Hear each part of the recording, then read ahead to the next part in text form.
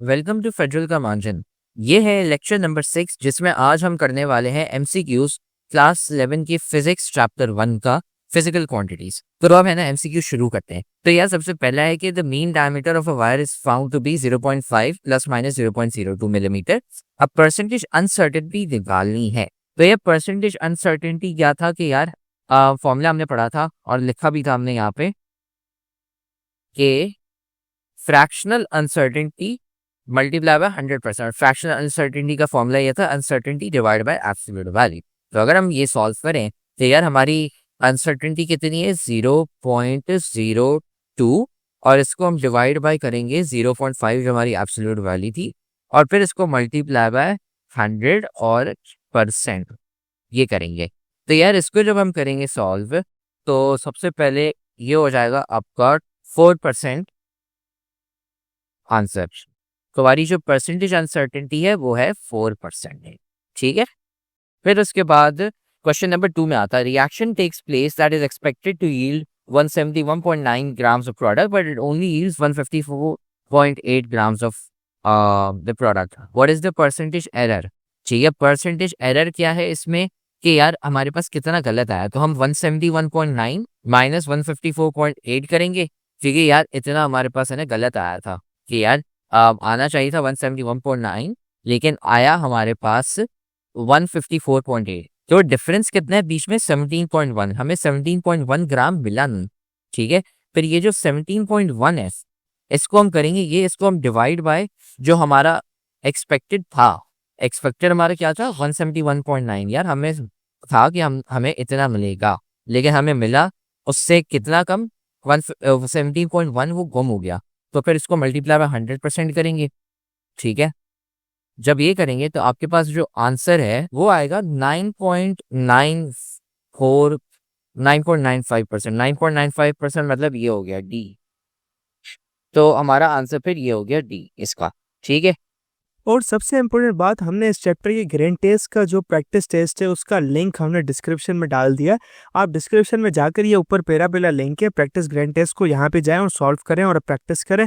यहाँ से आपने अगर प्रैक्टिस कर ली, आपके एग्जाम्स के अंदर एमसीक्यूज के अंदर 100% मार्क्स गारंटेड है। उसके अलावा अगर आपको हमारे फ्री नोट्स चाहिए, lecture, guest papers, model papers चाहिए, तो इस पहली वाली लिंक पे क्लिक करके आप हमारे चैनल को ज्वाइन हो जाएं और दूसरी वाली लिंक को क्लिक करके आप हमारा व्हाट्सएप ग्रुप है इंपॉर्टेंट प्रीमियम, उसको ज्वाइन हो जाएं। ठीक है, अगर आपको ट्यूशंस वगैरह के अंदर एनरोल होना है, कोई डाउट है, तो ये हमारा व्हाट्सएप नंबर, इस पर क्लिक करेंगे आप डायरेक्ट व्हाट्सएप पे चले जाएंगे और तमाम बुक्स के पीडीएफ इस वाले यहाँ पर आखिरी वाले आपके पास गिवन है। आप यहाँ से कोई भी बुक उठा सकते हैं, आपकी जो मर्जी चाहे, सारी की सारी क्लासेस का। इसके साथ साथ आपसे रिक्वेस्ट है आप चैनल को सब्सक्राइब और वीडियो को लाइक भी करते हैं। अब हम आते हैं क्वेश्चन नंबर 3 पे।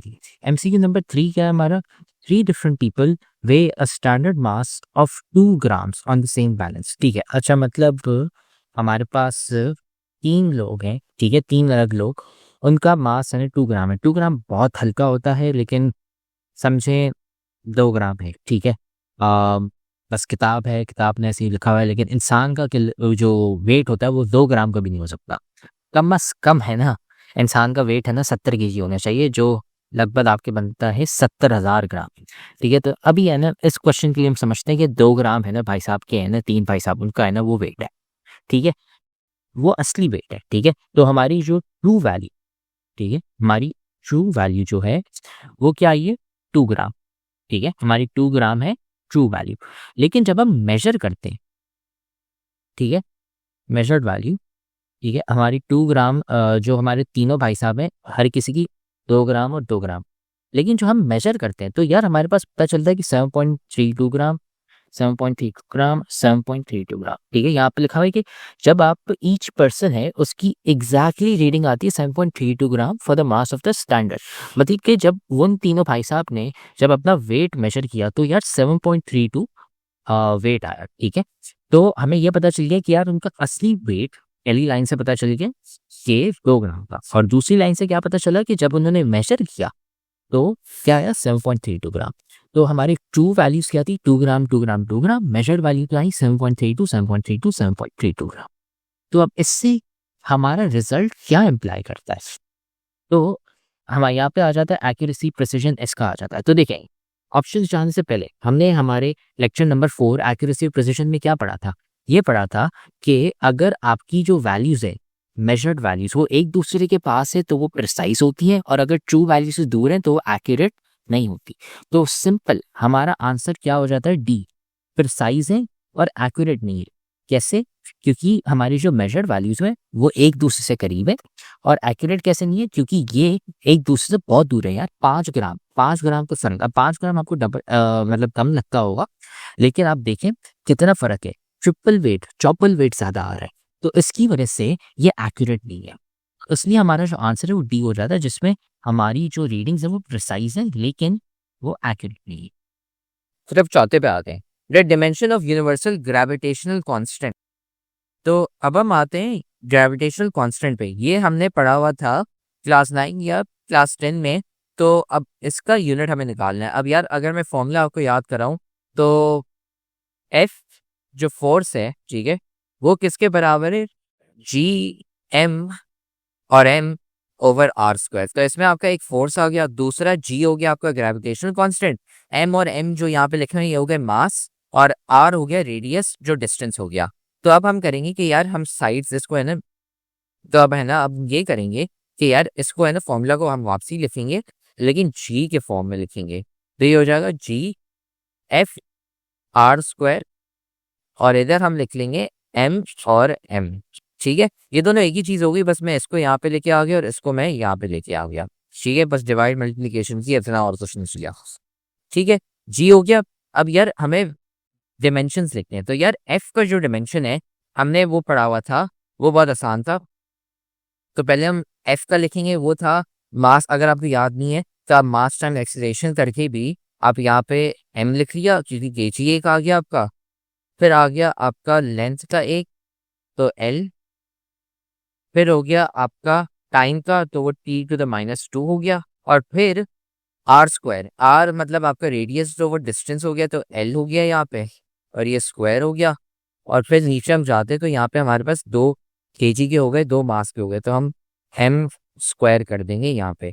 तो हम सिंप्लीफिकेशन करें तो एंडेसिस ऑफ लॉज लगा के, तो यार सबसे पहले ये आपका कैंसिल हो गया और यहाँ पे सिर्फ एक एन बच गया नीचे, और एल ये 1 है और ये 2 है, तो ये एडअप होके 3 बन जाएंगे। तो हमारे पास जो आंसर आखिर में आ रहा है वो है, एक तो आपका ऊपर न्यूमरेटर में एल क्यूब आ गया, नीचे आपका एक एम आ गया, और जो टी टू द -2 था, ठीक है, उसको भी हम नीचे लिख लेते हैं टी स्क्वायर। ठीक है, तो आपका आंसर है एल क्यूब m-1 और t-2। तो हम अगर ये देखें ये कहाँ पे है, तो ये हमारा ऑप्शन हो गया C, option C m-1 L cube और t टू द -2 है। तो ये हमारा आंसर है इसका क्वेश्चन 4। फेडरल बोर्ड के एनुअल एग्जाम्स का डर है, लेकिन ये नहीं पता कि तैयारी कहाँ से करनी है।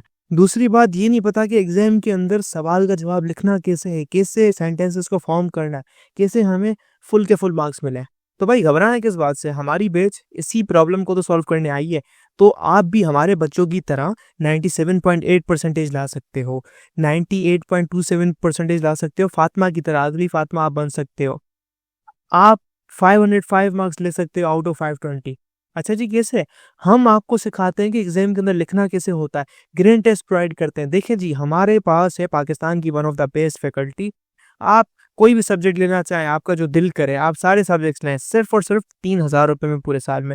आपको एग्जाम राइटिंग मेथड सेशन दिए जाते हैं कि सवाल का जवाब लिखना कैसे, डिफरेंस वाला अलग क्वेश्चन, डेफिनेशन अलग, एग्जाम्पल वाला अलग, मैथ के सवालों का जवाब अलग होता है। आपको टॉपर बच्चों के नोट्स दिए जाते हैं, आपको फुल बुक के notes, question answers, live classes के अंदर कॉन्सेप्ट पढ़ाया जाता है आपको, और उनकी रिकॉर्डिंग्स भी दी जाती हैं। भैया और क्या चाहिए? अच्छा, और मजे की बात, ग्रैंड टेस्ट से हमारा समझो पेपर लगता है। ये हमारा है केमिस्ट्री का ग्रैंड टेस्ट, इसका सवाल नंबर तुम नोट करो ये। तो भैया इस ग्रैंड टेस्ट में से आपके 3 सवाल लगे हैं क्लास 9 के केमिस्ट्री के पेपर में, इस साल जो नए सिलेबस से हुआ था 2025 के अंदर ग्रेड 9 का। तो इतने इंपॉर्टेंट हमारे ग्रैंड टेस्ट होते हैं, सारे आपको दिए जाते हैं। तो भैया देर किस बात की, इस नंबर पे कांटेक्ट करें और अभी रजिस्टर करवाएं। फिर अब हम आते हैं क्वेश्चन नंबर 5 पे। अ measurement on which on repetition gives same or nearly the same result। ठीक है, अ measurement which on repetition gives same or nearly same result is called क्या? ठीक है, तो इसका जो आंसर होगा ना, तो देखें इतना बता दें, एवरेज और एस्टिमेटेड तो आंसर है नहीं, ये तो हट गए। बचे क्या, एक्यूरेट और प्रिसाइज। ठीक है, अब एक्यूरेट क्या होता है कि आपकी मेजर्ड वैल्यू ट्रू वैल्यू से कितनी करीब है, और प्रिसाइज का मतलब है कि आपकी मेजर्ड वैल्यूज एक दूसरे से कितनी करीब है। अब यहाँ पे सवाल क्या कह रहा है कि आप बार बार रिपीट कर रहे हो और आपका आंसर सेम या अंदाजन सेम आ रहा है। अब ये नहीं बोला उसने आंसर सही आ रहा है या गलत आ रहा है। अगर ऐसा कुछ बोला था तो हम एक्यूरेसी की तरफ जाते, लेकिन क्योंकि ऐसा कुछ नहीं बोला हुआ तो हम इस ऑप्शन को हटा के डायरेक्ट हम जा सकते हैं सी प्रिसाइज पे। कैसे, प्रिसाइज का मतलब है कि जब आप वैल्यूज मेजर करते हैं, मेजर्ड वैल्यूज, तो वो एक दूसरे के करीब। वेराज एक्यूरेसी, एक्यूरेसी क्या होती है कि आप जो वैल्यू मेजर कर रहे हैं वो असली वैल्यू से कितनी करीब है। यहाँ पे कुछ नहीं बोला गया कि आपकी असली वैल्यू से जो मेजर्ड वैल्यू है वो कितनी करीब है, ना दूर है ना करीब, ऐसा कुछ नहीं बोला। बस ये बोला कि जो आप मेजर कर रहे हो वैल्यूज वो एक दूसरे से पास में है, और वो होता है आपका प्रिसिशन। तो इसलिए हमारा आंसर है प्रिसाइज।